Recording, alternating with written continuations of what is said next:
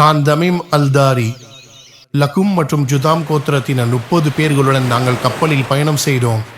கடல் அலைகளின் சீற்றத்தால் 1 மாத காலம் நாங்கள் கடலின் நடுவில் தத்தளித்துக் கொண்டிருந்தோம்.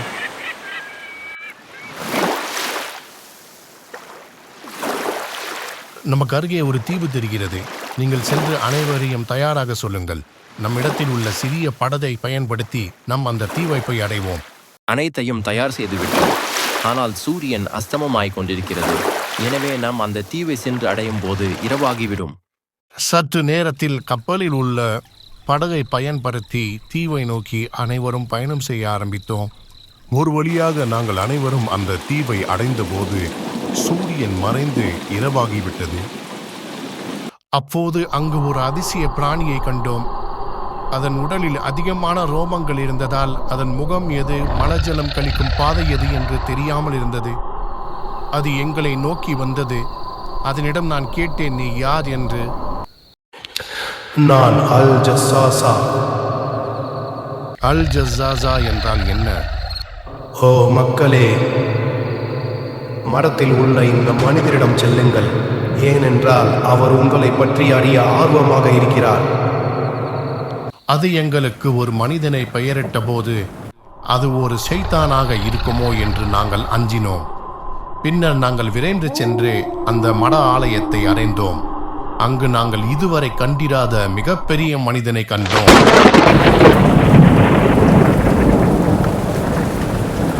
அவர் சங்கிலிகளால் வலுவாக கட்டப்பட்டிருந்தார். அவரது கைகள் கழுத்தில் கட்டப்பட்டிருந்தன. அவரது கால்கள் முழங்கால்கள் முதல் கணுங்கால் வரை இரும்பு விலங்குகளால் கட்டப்பட்டிருந்தன. உன் மீது நாசம் உண்டாகட்டும். நீ யார்? நீ என்னை பற்றி விரைவில் அறிந்து கொள்வாய். முதலில் நீ யார் என்று சொல். நாங்கள் அரபு தேசத்தில் இருந்து வருகிறோம். லகும் மற்றும் ஜுதாம் கோத்திரத்தினர் 30 பேர்களுடன் நாங்கள் கப்பலில் பயணம் செய்தோம். கடல் அலைகளின் சீற்றத்தால் 1 மாத காலம் நாங்கள் கடலின் நடுவில் தத்தளித்துக் கொண்டிருந்தோம். கப்பலில் உள்ள படகை பயன்படுத்தி தீவை நோக்கி அனைவரும் பயணம் செய்ய ஆரம்பித்தோம். ஒரு வழியாக நாங்கள் அனைவரும் அந்த தீவை அடைந்தபோது சூரியன் மறைந்து இரவாகிவிட்டது. அப்போது அங்கு ஒரு அதிசய பிராணியை கண்டோம். அதனிடம் நான் கேட்டேன், நீ யார் என்று. நான் அல் ஜஸ்ஸாஸா. ஓ மக்களே, மரத்தில் உள்ள இந்த மனிதரிடம் செல்லுங்கள். ஏனென்றால் அவர் உங்களை பற்றி அறிய ஆர்வமாக இருக்கிறார். அதன் பிறகு நாங்கள் உன்னை சந்திக்க இந்த மடத்திற்கு வந்தோம். பைசானின் பேரித்த மரங்கள் உங்களுக்கு கனி வகைகளை கொடுக்கிறதா? ஆம், கொடுக்கிறது. விரைவில் அது உங்களுக்கு கனிகளை கொடுக்காது. தபரியா நதியில் தண்ணீர் இருக்கிறதா? ஆம், நிறைய தண்ணீர் இருக்கிறது. விரைவில் அது வறண்டு போகும். சுகர் நீரூற்றில் தண்ணீர் இருக்கிறதா? அதை கொண்டு மக்கள் பயிர்களை வளர்க்கிறார்களா? ஆம், அங்கு நிறைய தண்ணீர் இருக்கிறது. அதை கொண்டு மக்கள் பயன் பெறுகிறார்கள். உம்மி சமுதாயத்தில் தோன்றக்கூடிய நபியின் நிலை என்ன? அவர் மக்காவை விட்டு வெளியேறி மதினாவில் குடியேறிவிட்டார்.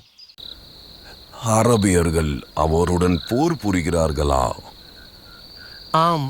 போரின் முடிவு எப்படி இருந்தது? அவள் தம்மை சுற்றியுள்ள அரபியர்களை எல்லாம் வெற்றி கொண்டு விட்டார். அவர்கள் அவருக்கு கட்டுப்படுவதே சிறந்தது. இப்பொழுது நான் என்னை பற்றி கூறுகிறேன். நான் தான் தஜ்ஜால். விரைவில் எனக்கு வெளியே வர அனுமதி வழங்கப்படும். எனவே நான் வெளியே வந்து பூமியில் பயணம் செய்வேன். மக்கா மற்றும் தைபா தவிர வேறு எந்த ஊரையும் விட்டு வைக்க மாட்டேன். 40 இரவுகள் தங்குவேன். அவை 2ம் எனக்கு தடை செய்யப்பட்டுள்ளன. நான் அவற்றில் ஒன்றில் நுழைய முயற்சிக்கும் ஒவ்வொரு முறையும் கையில் வாளுடன் ஒரு வானவர் என்னை சந்திப்பார். அவர் என் வழியை தடுப்பார். மேலும் ஒவ்வொரு பாதையிலும் அதை பாதுகாக்கும் மலக்குகள் இருப்பார்கள்.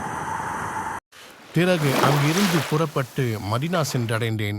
அங்கு நபி ஸல்லல்லாஹு அலைஹி வஸல்லம் அவர்களை சந்தித்து நடந்தவற்றை கூறி அவர்களது திருக்கரங்களை பிடித்து நான் இஸ்லாத்தை தழுவினேன்.